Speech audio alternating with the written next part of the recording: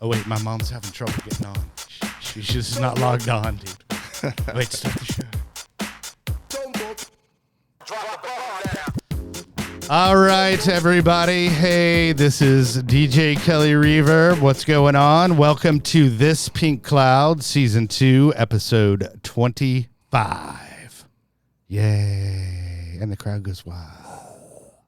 Yeah, anyway, so sitting in with me today is my esteemed colleague in recovery, LPC, LCDC, and guest hostess with the mostest, Dusty Burrows. Hey.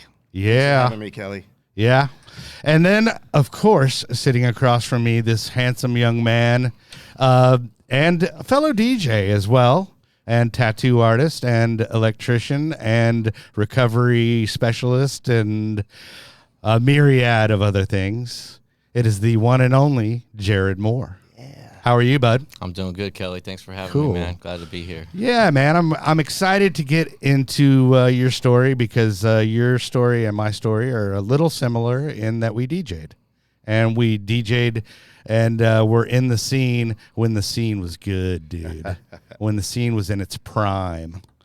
But anyway, real quick, I want to hit my sponsor, which is summersky.us, summersky.us, and their number is 888-857-8857. Once again, that is 888-857-8857.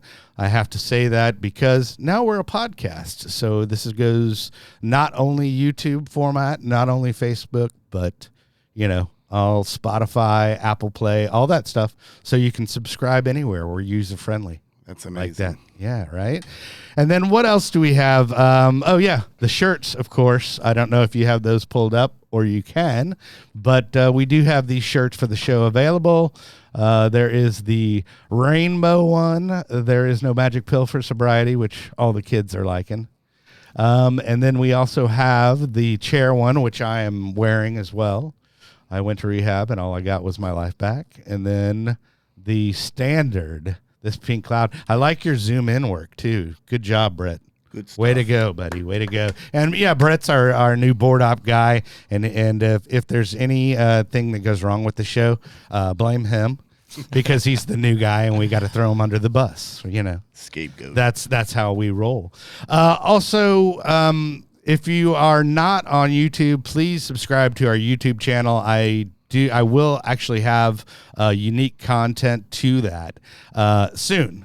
Once I quit procrastinating or working or whatever. But if you go to thispinkcloud.com, that's going to take you to our YouTube channel, and please subscribe there.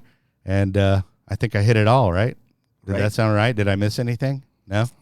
Yes? No? Okay. All right. Well, so Jared, let's see. How far back do we go, dude? Are we talking like, we'll go ahead. I'm 51. I'm okay. I'm proud of it. I know you are a younger whippersnapper, and we're coming up in the scene as a young derelict. But you got to hang out in the 90s because you and I were talking Bad Boy Bill, DJ Dan, Donald Glaude, all the Godfathers. Yeah, back when it was good, right? Yeah, exactly. So, I guess what I was getting to was your age is what? 39. 39. Are we gonna stay 39 for a while or no? Yeah, sense some apprehension. Couple years. Man, yeah, it's coming up way too quick. No, I hear you, dude. It's hey man, it's for those day counters, dude. The dirty 30s are coming to an end. Yeah, right. Yeah. Exactly. But so let's start off. Obviously we're here to help people and to kind of educate people.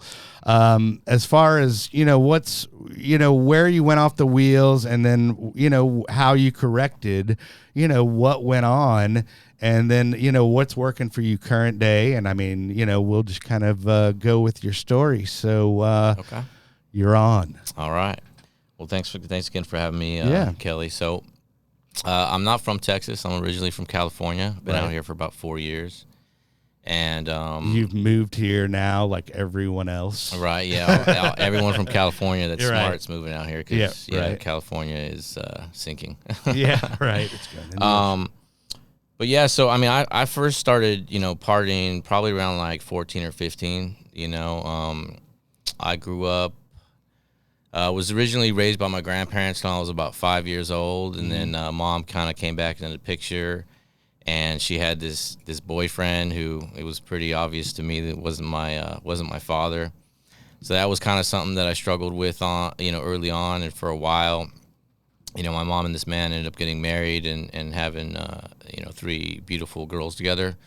And, I always felt like there was this disconnect, and I really never felt a part of, So you have 3 half sisters? I have 3 half sisters, okay. yeah. Right. I never viewed them as half sisters, you know what I mean? But, again, like I said, I never really felt a part of, right? I always felt like there was that disconnect. And, right. But I was just doing the best that I can, I mean, what you were obviously the older brother, right, and then all of a sudden, add this on. Yeah, so I guess I was kind of always, searching for something to make me feel okay. Mm-hmm. And, I think I first smoked pot when I was in like 7th or 8th grade. And, man, I was so scared to smoke it. Right. I thought like I was going to end up having a heart attack and dying. And right. Well, you kind of came up during the Dare era. And absolutely. All all that stuff was pushed on me. And I was like, the Nancy Reagan agenda. Yep. Yeah. Yep. I got you, which is not bad. Don't get me wrong. Go ahead. Yeah. I didn't listen though. Yeah. So. Right. Yeah, so I would say, so I first got introduced to some harder stuff when I was around 15. Right. So it didn't take me long to graduate. I think I used meth for the first time when I was about 15 years old. Mm-hmm. And, we were talking before the show, kind of like my aha moment, where I felt like I had arrived was when I was 16. Mm-hmm. And I had a buddy in high school. Me and him were in I think we were in 9th grade. And we were like the cool kids because we were hanging out with all the seniors. We got invited to all like the backyard parties, which no freshmen were allowed there. Right. And so like the cool thing at the time was, all these like, juniors and seniors, like they were going to these rave parties. Yeah. And I was like, we wanted to kind of check it out. Sure. And so like the first time I went, I was like, what is this? Like the music, I was like, dude, this is horrible music. And it was just weird. This is one really long song. Yeah. Dude. And I really wasn't feeling it. And someone's like, oh, well, you buy this pill and it's $20 and it's going to make you feel amazing. I'm like, okay. So then you'll get it. Yeah. Right. And so guess what? My first pill that I ever bought, it was bunk. Yeah. Oh, okay. All right. But then in the true fashion, then you have to go that much harder the next time. Well, I mean, make sure it works. A smart person would have been like, "Oh, this is bullshit. Like, you forget this, But I was like, I wanted to have like this experience, right? Sure. That I thought I could have. So, I think the next one I went to, I got one, but it wasn't like super strong. But I kind of felt something, and it was kind of like a little bit better. Mm-hmm. But that third time, man. It was incredible. I never thought I could feel that good, if I'm honest. Right. You know what I mean? Well, and you're 16 and you're just feeling this, and like you said, you had arrived, dude. Like, I mean, that's a dangerous age to feel that you've arrived at. Right. I mean, I started young, and then of course, my priority shifted from going to school and getting good grades to what's the next rave party? What DJ's playing here? How are we gonna get there? And getting enough money to make sure that I could, have enough for the whole night, and then where's the after party? Oh, yeah. Right. And so, I really, that became like my life. I was basically, a raver, right? Me and all my friends, we were going every weekend, and just having the time of our life, and so that became, like my main interest in school kind of, just wasn't important. And then, through the next couple of years, all I wanted to do was party. So, I ended up not graduating high school. Go figure that one out. Right. Yeah. Well, I mean, you were successful. You were having success in other areas. Yeah. And so, after that, it was weird. There was a lot of pressure, I think, around, that age to kind of figure out like what I was going to do in life. Like, what was my purpose, or like, how do I want to make how do I want to make money, or do I want to go to college? And, there was a lot of uncertainty. Like, I didn't know what I wanted to do.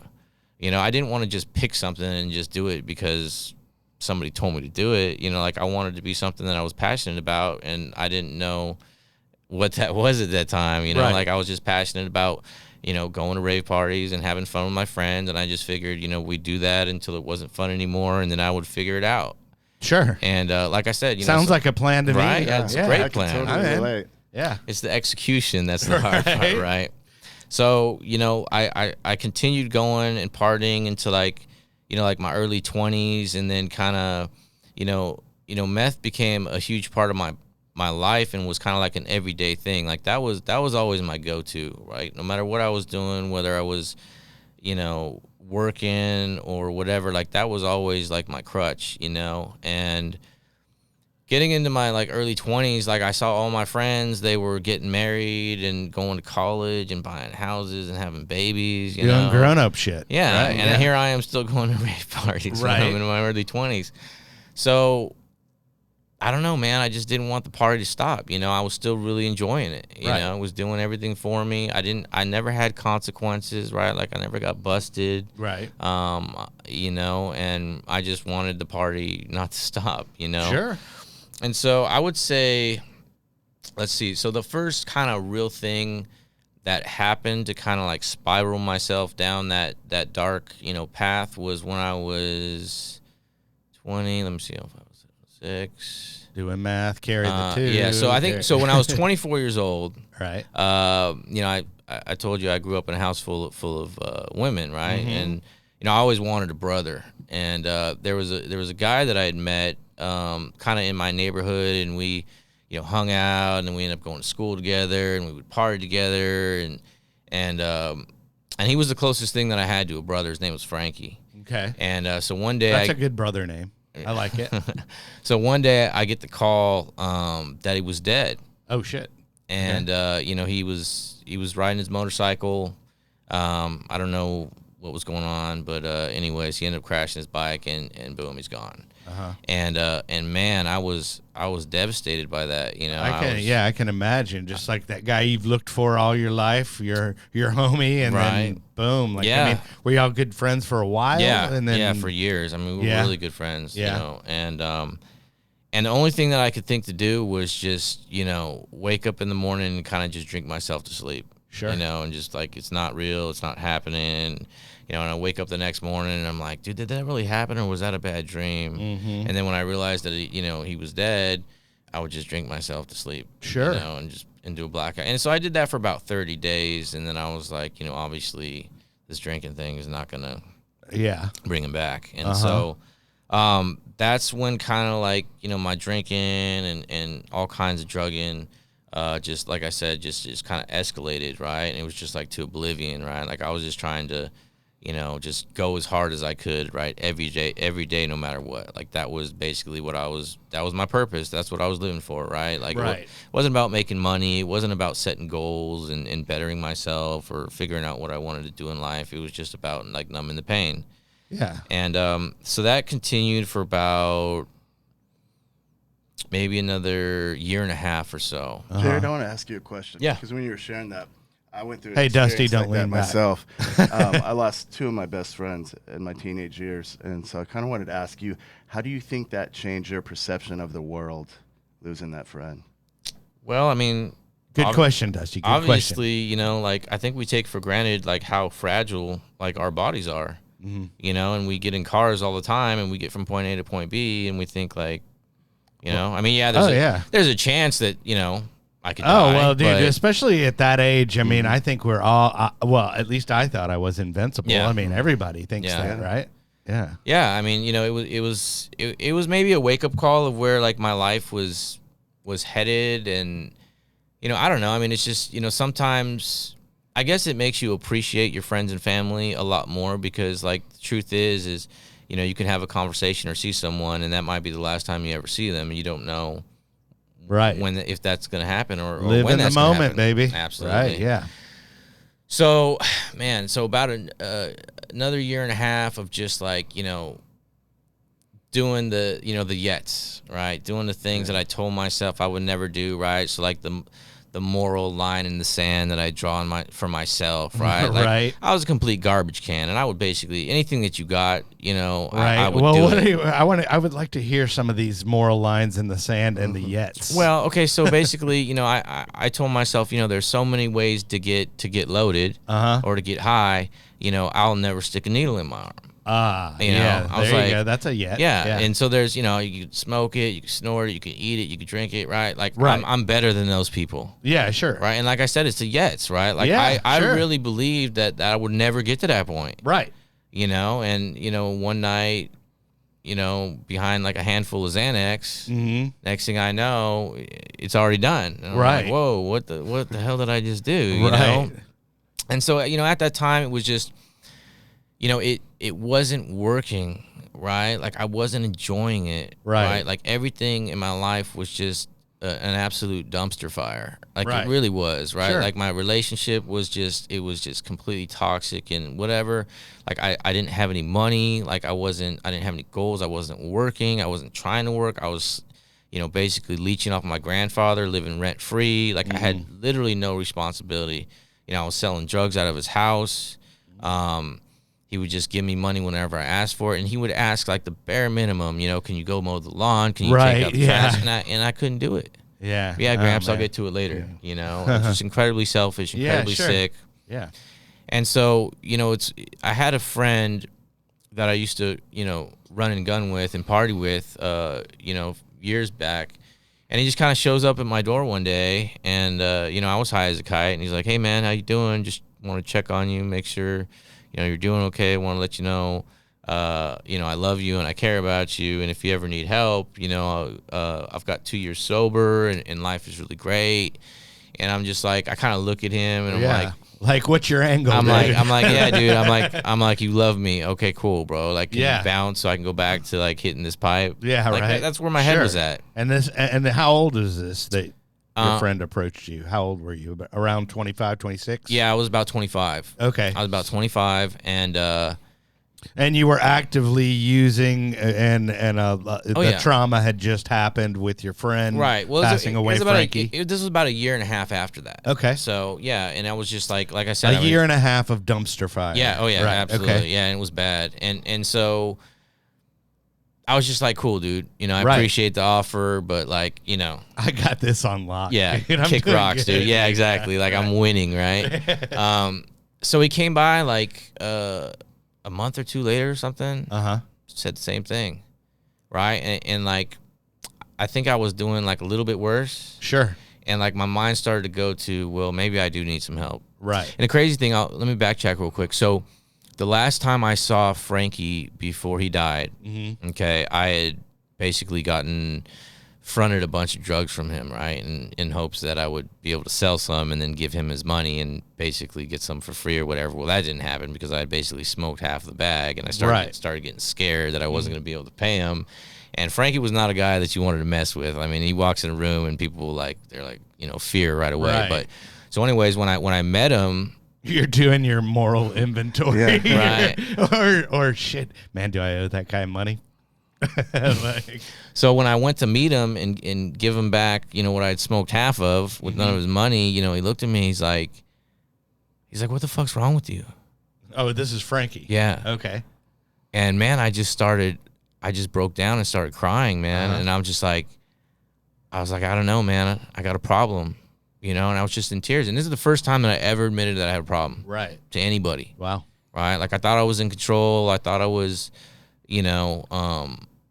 I never was willing to admit that I had a problem, and that was the last time that I saw him. Yeah. And so the second time that my buddy came to check up on me, I was open to taking a break.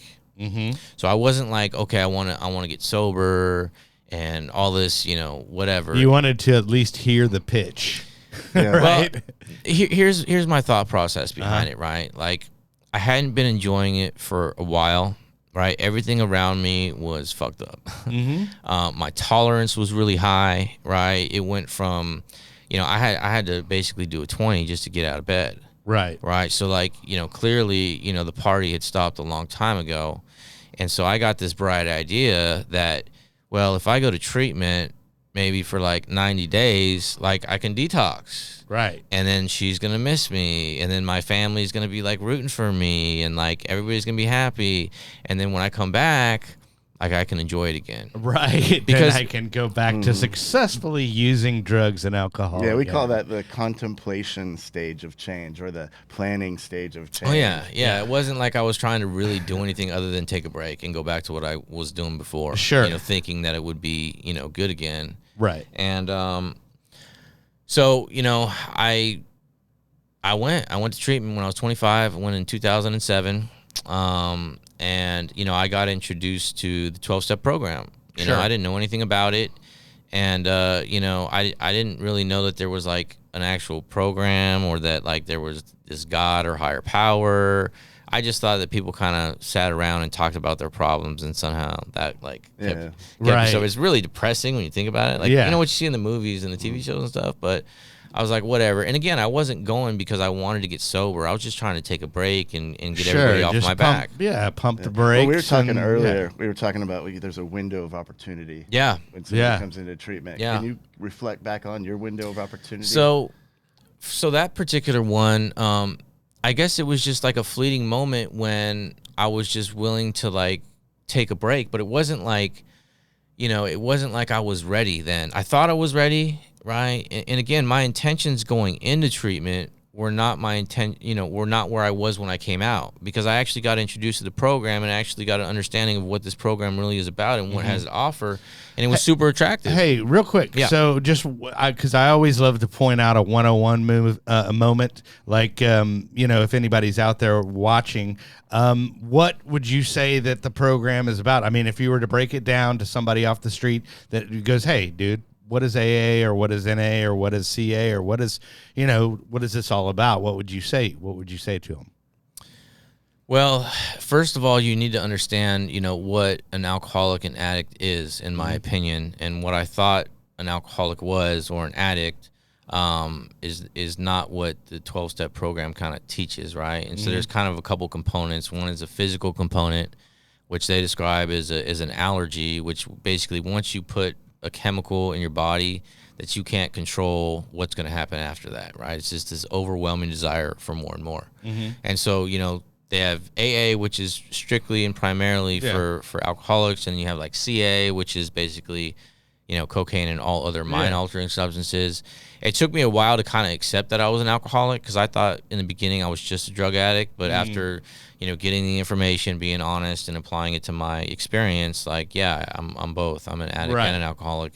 And so I needed to identify with what were the underlying, I guess, qualifiers, right, for that. And it's basically, you know, once I start, you know, do I have, you know, any control over when I stop or how much I do? And if I'm honest, the answer is fuck no. Right. Yeah. Right. Like, you know, and if there was that time, it was a really long time ago. Yeah. Sure. And then the second part is once I get stopped, right? Like, can I stay stopped indefinitely? Right. We're not talking about like a week or two, right? Right. Like, you know, some people We're talking forever. Yeah, exactly. the dreaded word, forever. Yeah, and that's you know, that's a scary thing to think about, especially when you know, when drugs and alcohol have been such a big part of your life for so long. I mean, at that time when I went to treatment, I was drinking and using like pretty much every day for about 10 years. Well, I mean, those are basically your formative years, you know, 16 through, or I mean, really heavy formative years, you know, of who you're trying to figure out. And, you know, you figured out that you were a good addict. Yeah, exactly. I like that you mentioned the alcohol piece, because I work with a lot of people at work and outside of work, and they say, Dusty, I'm just a drug addict. I can still drink. I've never had a problem with alcohol before. Can you tell us a little bit about what brought you to the realization that you can't drink either? Well, so when I went to treatment, excuse me, when I went to treatment, there was a couple different options I had. Okay, I could go to an AA meeting, I could go to a CA meeting, and I can go to an NA meeting. And so I checked them all out, right? NA, I did, you know, that by the name, I was like, oh, this is perfect for me. But then when I went in there, it was just kind of, I don't know, like the impression that I got, at least when I was in treatment, is a lot of the guys weren't taking it seriously, and they were just trying to, like, you know, meet connects and shit from when they got out. I mean, if I'm being real, right? It was a state-funded facility, right? It wasn't like a high-end treatment center. It was one step up from county jail. Yeah. So then I went to AA, and then like I kind of got shunned by somebody in there because, you know, like I'm an addict.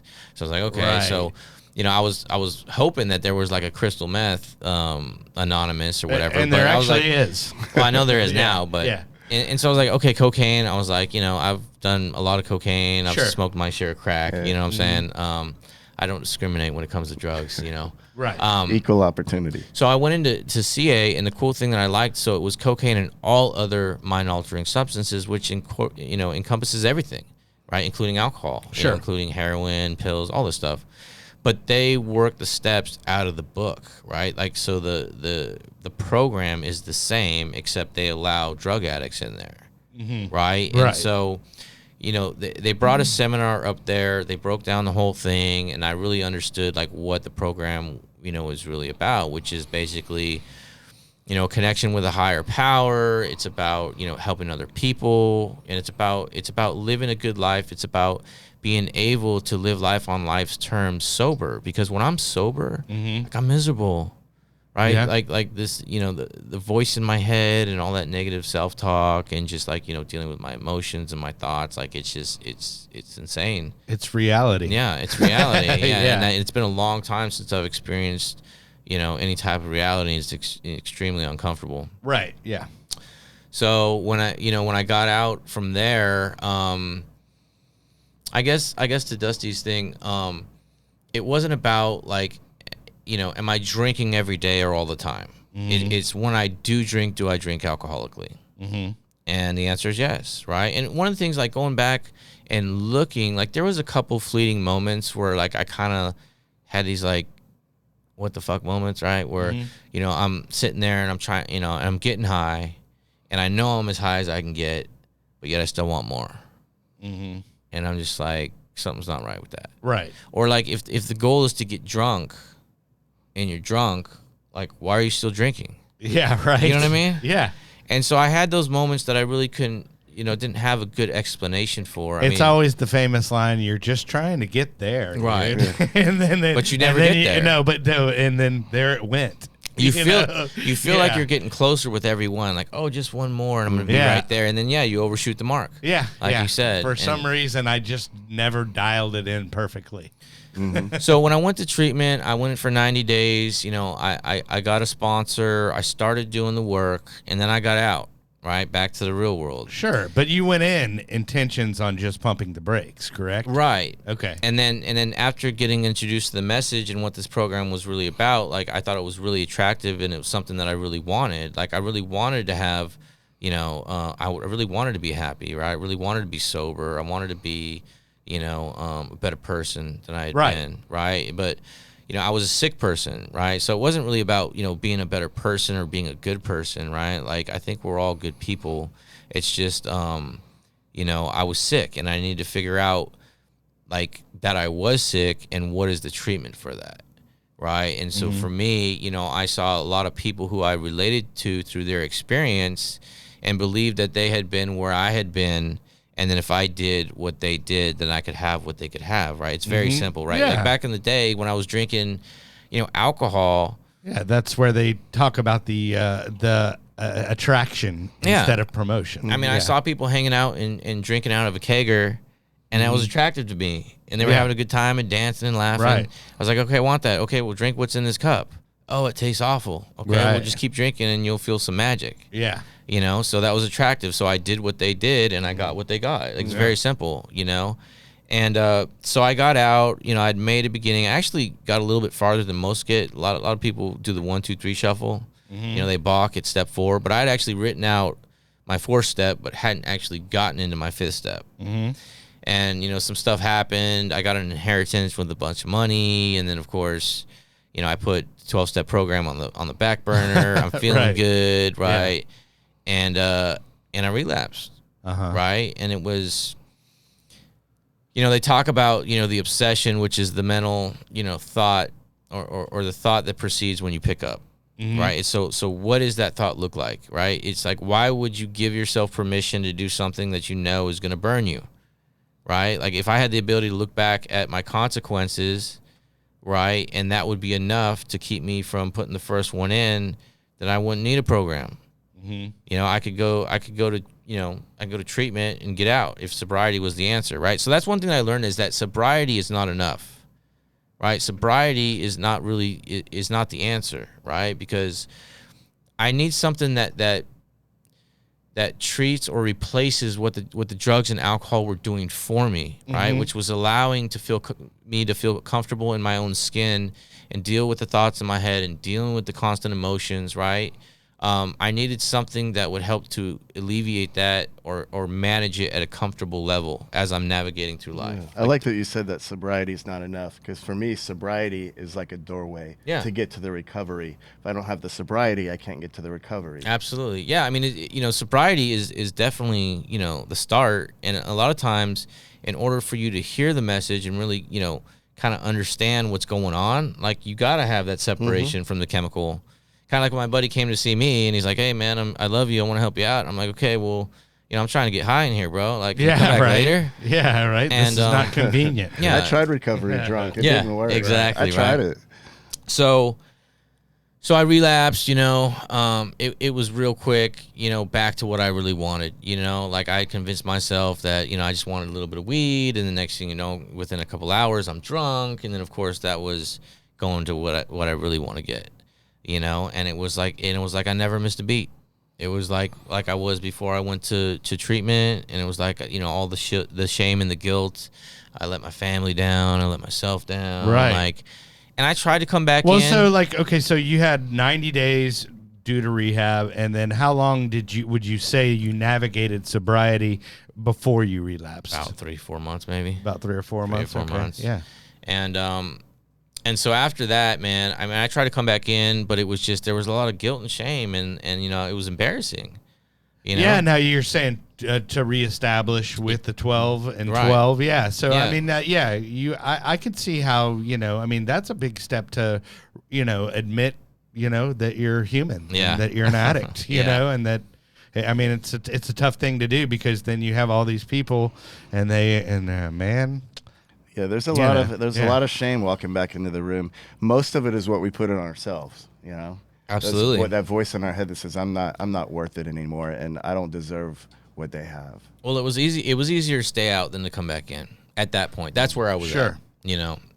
So this continued, like I said, I picked up and didn't miss a beat, and this continued for another 3.5 years.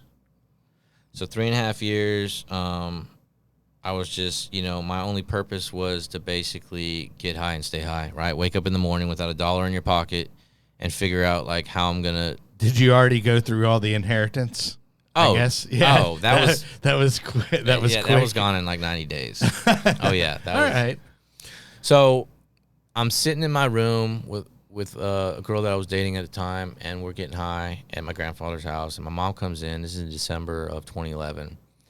And so my mom comes in, and she's freaking out. She's like, "I'm gonna tell you something. I don't want you to freak out." And like, you know, when someone says that, like, it's never, you know, when it's not gonna be good. Yeah. So she told me that my sister Amber had been in an accident, and she was in ICU in Northridge Medical Center. And you know, we were talking about how, you know, your life can kind of change in the blink of an eye, and you know, it could be the last time that you see someone and not even know that. Sure. And so I was super close with Amber, right? Like, we were into like music, not rave music, but other music, you know, tattoos and art. You know what I mean? She started kind of like mimicking, because I've been drawing my whole life, and she started, you know, mimicking my drawings. Well, and stuff she looked up to you. Yeah, she did. She did. And, you know, like I said, we were close, and you know, we had this bond. And, man, drugs took me away from that for a long time. And so I go out to the hospital, and I look at my sister. She was 20 years old, and she's laying, you know, in the hospital bed on life support. And the craziest thought came in my head, and that thought was, call your sponsor and work the steps. Right. And I had been away from AA for 3.5 years. Hadn't been to a meeting, hadn't talked to my sponsor. And I could have just kicked that thought to the side. I could have been like, oh, we got to be here with the family, be here with Amber. Sure. You know, we'll get to that. You know, let's figure this out first. Right. And I took action on that thought. You know, and I called him. I'm like, hey, man. And he answered. Yeah, Same no, phone number. hey, that's a good sponsor, man. Yeah. 3.5 years later, and he would pick up for you, man. I mean, that's cool. Solid guy, Matt. Love Matt. He was my first sponsor. And so, yeah, I went to my first meeting back when she was, you know, still in the hospital. There was a lot of uncertainty, a lot of sleepless nights, and traveling back from Glendale to Northridge Medical Center. But now, so what had happened to your sister to get her? Okay, so she had been out with her boyfriend the night before, and it was his birthday, and he worked at a bar. So they were celebrating his birthday, and you know, he was, you know, drinking, and he got behind the wheel. It was her car. And they were about 2 blocks away from home. And I think he was trying to speed up to, you know, get through like a yellow light or a red light or something. Lost control, hit a parked car, hit a tree, and then hit another parked car. And, you know, it was, man, it was rough times. Yeah. It was super rough times. Yeah. And so I got into the work. I went to a meeting. And I got with my sponsor, I got with Matt. I'm like, man, I'm ready, right? Like, there's no excuses. I'm ready to make this a priority. And I think it was, look, I knew what this program was really about. And I love what you just said there, though, how you make it a priority. Yeah, so, absolutely. You have to. Yeah. You have to. Like, a lot of people are reluctant to do that because they're like, oh, well, if I make AA or C or whatever a priority, like, how am I going to make money? How am I going to pay the bills? How am I going to support my kids? Or if I make this before, you know, I take care of my kids or my spouse or whatever. But it's like, you know, when I'm out there drinking and using, like the drugs and alcohol are always the priority. Right. Like, and they always have been. Mm-hmm.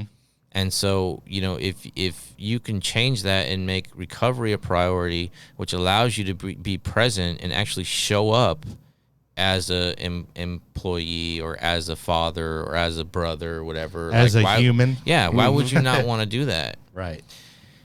And so, you know, about 4 days after she'd been in the hospital, you know, they come to us and they, you know, get the family in the room and they're like, you know, she's brain dead. Mm-hmm. And there's nothing we can do. Yeah. And, man, it was, you know, it was devastating, man. It's still devastating to this day. I think about her every day still. Yeah. And, you know, we waited. We got the autopsy report back, found out that she was pregnant. Oh, wow. She was pregnant, man. Yeah. And man, I just, like I said, I dove in headfirst into recovery. I made it a priority. I didn't make excuses. And I made it my life. I made it my focus, you know. Right. I chased it just as hard as I chased the drugs. Yeah. You know, I feel like you really got to have that mentality. And then, so with that effort and that mindset, then you, from then, like as far as the timeline, have you been sober the entire time since you made that decision? Yeah. Okay. So my sobriety date is December 18th, 2011. I was trying not to put you put you on the spot. Well, so that's actually the same day that my sister passed away. Oh, wow. So it's a super important date for me for more than one reason. Yeah. And yeah, man, I mean, just, you know, I did the work, right? Right. I took suggestion. I accepted the help. I made it a priority. And I've kept at it, right? Yeah. And you humbled yourself, and you admitted that, you know, your life was unmanageable. Yes, it was very. Yeah. Yeah, we were talking about that before the show, and now it makes so much more sense, Jared. Yeah. Right. Yeah, it's been it's I don't want to say it's been a rough road, but it's been a lot of work, you know. But it's absolutely worth it. Yeah. You know, what I like about the rooms is not only just relating to experiences that people have gone through that are similar, but when you hear some things that people have gone through and they were able to make it out, they were able to push through that fear, right, and actually and do this thing, like, it gives people hope, right? Like, if somebody had some crazy situation that went on that's way worse than what I'm going through, then I'm like, oh, well, I could do this. You know what I mean? Like, it's all about giving people like that encouragement or whatever. Like everybody has to find motivation, right? Well, right? Like where's that motivation come from? I love that you say that, because I mean I've had people just hit me up and then they're like, hey man, you've inspired me, to give it a chance or whatever, and it's basically like, hey, if that dumbass can do it, so exactly. that kind of thing. But yeah, and that's the thing, right? Like, so I'm nobody special, right? There is nothing special about me. The only reason why I have what I have today is because I do what I do, right? And I do it. I did it, and I'm doing it because not only does it work, but I saw it working in others, and I believe that it could work for me, right? Like we were talking about this before the show. Like if you don't believe that it could work for you, like you're not even going to take action on it, right? Like you're not even going to do it. Like it's not really that it's hard. It's just that it's uncomfortable, right? Yeah. There's a lot of self-searching, right? And a lot of stuff that you gotta. It's taking an honest look at yourself, which most people are not willing to do. Mm-hmm. Well, taking an honest look at yourself and then doing the work behind it doing the work every time. Let me ask you this. I know, we know each other a little bit from outside of here, and every time I've had any interaction with you, it's always really positive. And I know, like me, you like to put a lot of positive vibes out in the world. Absolutely. So on that note, what would you say to young Jared at 15, knowing what you know now, experiencing what you've experienced in recovery? What would you say to him if you had a chance? Man, that is a really good question. To like deter me from going down that road, or just let him know what like today would look like? Anything you want, man. Well, I would say, I mean, honestly, like, so I used to hate the everything happens for a reason, because then I would go to, well, then why did my sister have to die, right? Like I didn't really see any reason. And then I have a good friend of mine who's in recovery. He said, not everything happens for a reason, but everything can serve a purpose. And I like that, right? I like that too. I like that a lot. Yeah. So I don't know if I would really change anything, because all of the stuff that I went through, it was pushing me towards, where I am today, right? And my life is awesome today, man. Like, my life is great. It really is. Like, I'm so grateful for all of the people in my life and my relationships with people, and just where I'm at. Like, it's exactly where I'm supposed to be, right? And so I wouldn't change anything that. But what I would say to my younger self is, you're gonna have a lot of fun. You're gonna go through some shit. There's going to be some stuff that's going to hurt really, really bad, and you're going to think that you're not going to be able to get through that, but you will if you stay the course. Right. Like, so I'm incredibly grateful for my recovery and my sobriety, but I'm most grateful, what this program has given me is the acceptance of the death of my sister. Yeah. I've found acceptance there. Yeah, and I mean that's huge. That is huge. Yeah, and that's what this program has given me. That's what, I think a lot of it is I always say it's a lot of it is designed. The step work is designed for trauma, dealing with trauma, but then also a spiritual growth as well. Yeah, so absolutely. I mean, so I do want to say that for me, like. My involvement in recovery and what it looks like to me is like, I have to be like, how can I explain this? Like when I was out there, like I was going hard, right? Like chasing the drugs and alcohol. Like I wasn't trying to just get a little buzz. I wasn't trying to just do a little bit some of the time. Like it was never like that.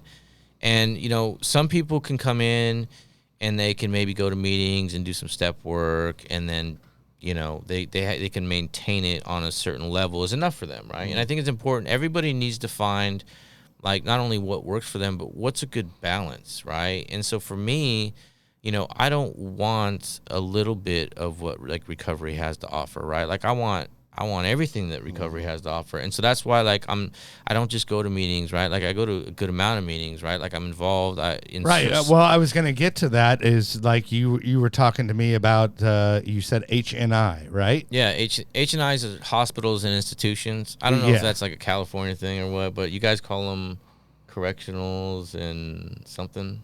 I just call them rehabs. Okay, but no, Detoxes basically, so I'm talking about you spreading the message Right, so on the inside. Yeah, so carrying the message to treatment centers is something that I got involved in when I was 6 months sober, and I did that for about 5 years every week when I was in California before moving here. Then when I moved here, I think it took me about a year to get involved and find 2 that I was involved in, one out here in Princeton and one in Tioga.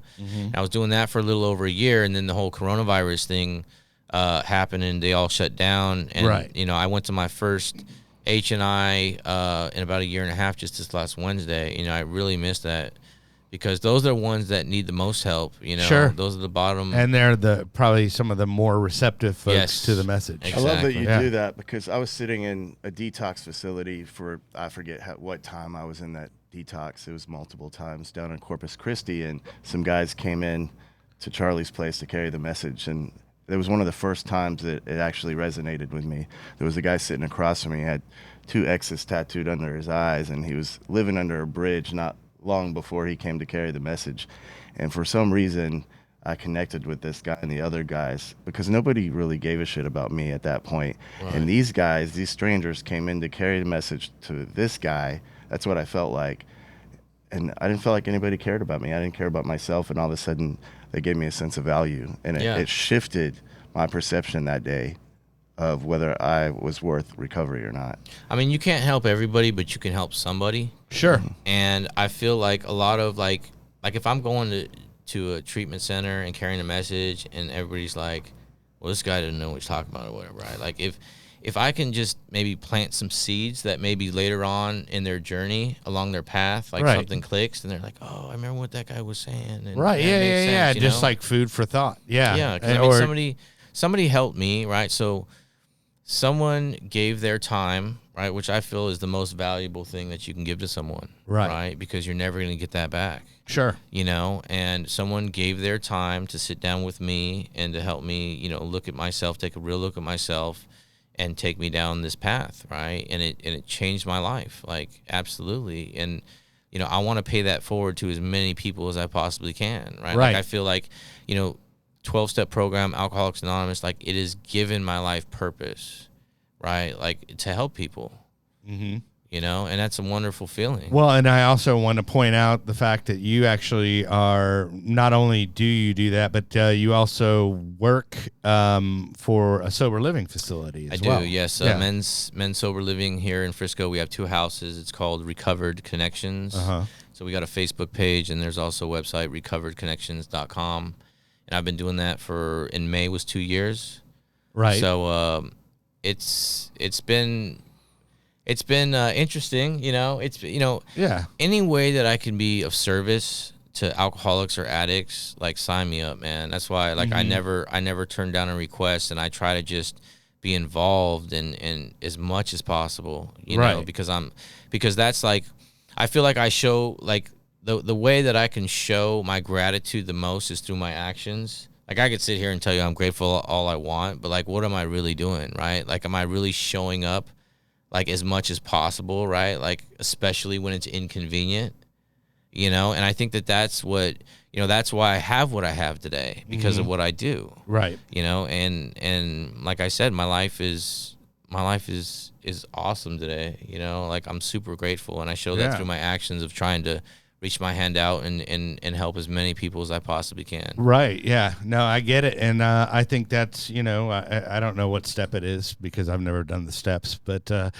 he's never done the steps. Ooh. But I know it's one of them where you spread the message and, you know, just try to help people. And, you know, that's what the show is all about is sharing, you know, your experience and, you know, hopefully somebody can relate to that and then see that, you know, that life is better and there is a life beyond the addiction and the substance. And absolutely. Whatever. Like what you were saying earlier about, you know, would I really change anything? Because we were sitting out in front of a Dharma meeting the other day saying the same thing. If I would have changed anything I did before, I wouldn't be where I'm at now. And I love where I'm at, man. Yeah. Life is good. Yeah, absolutely, man. Absolutely. Right. Well, I guess things happen for a reason.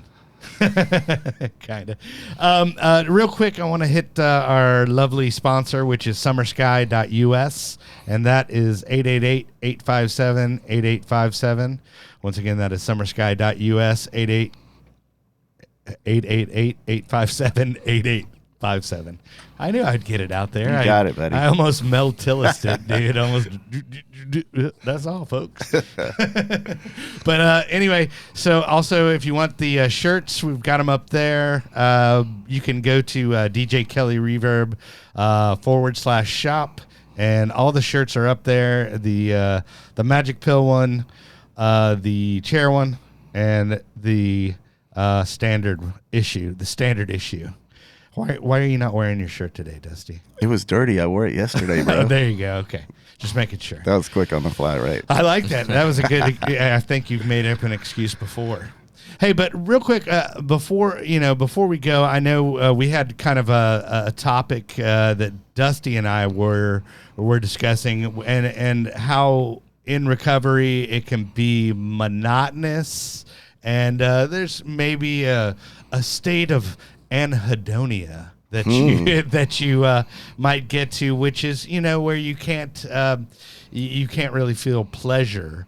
Now, as far as speaking to the monotony, like what would you say you do to break up to make your your recovery exciting?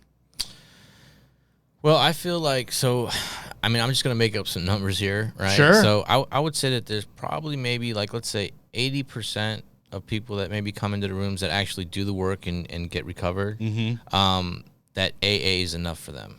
Right. And I would say that there's probably maybe 20%, maybe a little less, 15 to 20% that kind of like need more, right? It's like they're searching for like a deeper understanding of of yourself, right?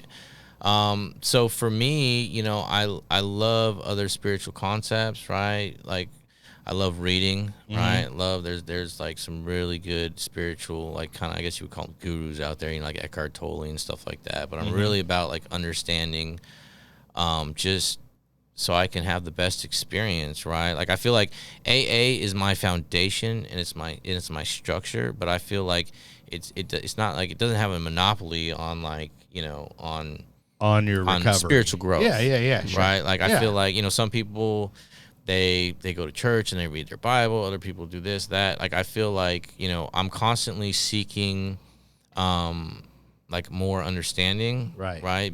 Because it's just about, like I said, it's like being the best version of you that you could possibly be, and striving to be there, or to get there. And really it's about like the process kind of, right? It's not like And Dusty, I know you're chomping at the bit to speak on this question. So shout out to my buddy Brad C for bringing up this question, because I think people in early recovery can find recovery a little monotonous. They got to get up every day, they got to stay sober, and they got to go to meetings or whatever modality they choose. Right. And I think it's one of those things where you begin to build on a good foundation. So a foundation might be working the steps with a sponsor, right? Or your foundation might be attending recovery Dharma meetings or weekly therapy or all of the above, right? But you got to look for those areas that you're missing things, right?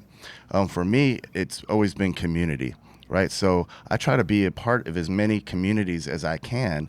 And within each of those communities, there's always different things going on. Right. So where there was a point in my recovery where life wasn't all that exciting, but through doing the work, and the work included building community, I was able to eliminate that monotony. Now I got more shit to do than I could possibly do. Some people might even call that community a sangha. Correct? A sangha, yeah. In recovery Dharma, we call our community sangha. And did I set that up for you good? Yeah, I like that. Yeah, no problem. But also within recovery Dharma, we practice a lot of mindfulness, which is appreciating things in the moment, right? The miracle in the moment. Like right now, just being here with you guys and appreciating that. And if you're at work one day and you're going through the grind of work and you're like, this fucking sucks, and going, whoa, I have a job. I'm part of this work community. I'm earning a paycheck. I can pay my bills. And so to really appreciate and tap into that gratitude of the moment, right? That type of appreciation. So is the monotony a lack of action in your life, or a lack of awareness, or just a mindset that you might need to work on? Or maybe it's all of the above, but it's definitely something to strive for. Right. Yeah, I really love all the things that you're doing with like community events and the Sobar and the Phoenix and the Dharma and all that stuff, because it's so important, I think, to show people that like recovery and sobriety, right? Yeah, it's not just people being boring. Dude. It doesn't have to be boring. It can be a lot of fun. Yeah, absolutely. And agree. one of the things that I'm so grateful for is the relationships that I've made with people, like and genuine friendships, right? Which is something that I never had, right? Like I had friends, that were there when I had the bag or when I had a place for them that they could party, and then when I got sober, like I didn't see any of them. Right. Yeah. And so, I have people that call me all the time just to check up on me and genuinely care, not because they want something, but because they genuinely care about my well-being. The secret, so awesome. It's the secret society, dude, that exists that you don't realize. Care, right? Yeah, people actually care. Yeah, you didn't realize that. You had a guy call me yesterday. He hadn't talked to me in a year, so he just goes, "Hey, man, I just was thinking about you. You're on a list of people that I want to stay connected with. How are you doing, man? I noticed you post this and did that. How are you doing?"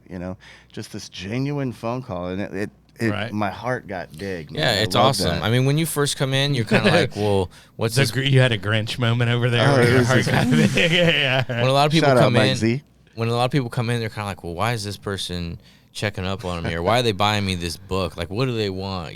Because it's like when we're used to people, manipulating us or having, another MO of they're trying to get something out of you, it's hard to believe that someone like really just actually gives a rat's ass. My mind went there when I got the text before the call. I was like, what, has he got some dirt on me? Is he going to tell me some shit that somebody said about me? And my mind note, he got really unhealthy. The other amazing thing is you can go anywhere and have an extended family or meet friends. I've been out here for a little over 4 years, and everybody that I know in Texas that I interact with and see and everything are all people that I've met through recovery. I don't have any friends or any families. I've never even been to Texas. Right. And so so you can go anywhere and, and find recovery and find friendship, and people that genuinely care. And it's a good feeling, to have that. Right. Yeah. We have that thing in common. That's what I love about it is everybody, we get each other. I mean, even though our stories are all a little bit different, we can all we all have that whole moment where you go, yeah, I get it. You know what I mean? And there's something comforting about that, there's a community of people that get it. So, but other than that, let's, I guess we're coming up on the hour here, but any shouts out for you, Dusty? I know you have the lovely TCC to, and your new position out there I'm as Substance Use Disorder Program Community Outreach Coordinator. Wow. I don't even know if I said saying that right. that 5 times fast. That just means if I get to go Is there an acronym for that, dude? We're going to come up with one. There you go. By the next show. I like it. So I get to go out and do some really special things. I get to connect with the community, continue to build community. And you work for TCC, which is a Texoma nonprofit. Community Center is a local MHMR, a local mental health authority. In Sherman, Texas. Okay. Yeah, if you want more information, you can go to texomacc.org, or you can email me at dburrows@texomacc.org. We have a brilliant substance use disorder program with programs within the program, like a medication-assisted treatment program, recovery support services program, outpatient program, a specialized women's program as well. Then we also have adult mental health. We have an adolescent program. We have programs for people coming out of incarceration. So a lot of stuff out there. So if you want any information, reach out to me. Check out the website. I'd love to give that to you. Good resource. And you get to talk and hang out with Dusty Burrows, too. I mean, that's always a perk. Bonus. Anybody you want to shout out to? Okay. Just put me on the spot. No. Just check out, if you're we can shout out to the Fix. Okay. All your homies at the Fix. Shout out to the homies at the Fix. Shout out to Prosper Group and Frisco Group. Yeah. And if anybody knows any men they're looking for sober living in Frisco, we have, like I said, we have 2 houses. We do have some beds open right now, so you can go to the website recoveryconnections.com. Cool. Well, yes, sir. And one more thing, I wanted to also plug SoBarBasics.com. So those of you who know me, I started a recovery community, about 6 or 7 years ago now that it's built. We do events. We collaborate with the Phoenix. We collaborate with Skate Straight. We just launched North DFW Recovery Dharma. Right. So we do meetings on Wednesday and Friday. There's a Facebook group for that. It's good, dude. Shout out to Cassie and Stephanie. So with a lot of really good stuff in the recovery community going on. So we've got Myth America coming up next week, dude. Absolutely. She'll be here as co-guest host. She's coming back from Cali. Exactly. Yeah, so a lot of great stuff. So get with us, come hang out. If you find your recovery is monotonous, come get with these guys, and we can change that for you. Definitely. Exactly. And I want to, thank you guys for making time. I know, Dusty, you have nothing but time, but no. I appreciate you coming out here and filling in last minute for me. Absolutely. Thanks for having me. Yeah. And then be sure and subscribe to our YouTube channel, which is just the URL, thispinkcloud.com. And that will actually take you to the YouTube channel. And you can hit subscribe, and then you'll be a better person for it. Right? I guess. And don't forget the shirts at djkellyreverb.com. And Brett, if you want to give me the cue out, just reach out to any of us if you need help, or if you're thinking about it, sober curious, reach out to us. And remember, there is no magic pill for sobriety, because if there was, we would all take too many. Yay. I'd take them all.